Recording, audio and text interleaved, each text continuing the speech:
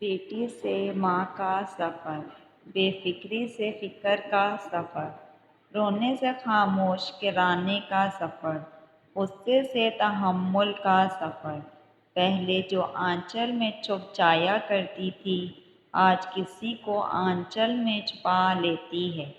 پہلے جو انگلی پہ گرم لگنے سے گھر کو سر پہ اٹھایا کرتی تھی، آج ہاتھ جل جانے پر بھی کھانا بنایا کرتی ہے۔ پہلے جو چھوٹی چھوٹی باتوں پہ رو جایا کرتی تھی، آج جو بڑی بڑی باتوں کو ذہن میں چھپایا کرتی ہے۔ پہلے بھائی دوستوں سے لڑ لیا کرتی تھی، آج ان سے بات کرنے کو بھی ترس جاتی ہے۔ ماں ماں کہہ کر پورے گھر میں کھیلا کرتی تھی، آج ماں سن کے آہستہ سے مسکرایا کرتی ہے۔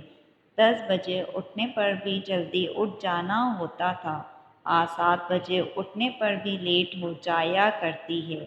اپنے شوق پورے کرتے کرتے ہی سال گزر جاتا تھا، آج خود کے لیے ایک کپڑا لینے کو ترس جایا کرتی ہے۔ سارا دن فارغ ہو کے بھی بزی بنایا کرتی تھی، اب پورے دن کا کام کر کے بھی کام چور کہلایا کرتی ہے۔ ایک امتحان کے لیے پورے سال پڑھا کرتی تھی، اب ہر روز بغیر تیاری کے امتحان دیا کرتی ہے۔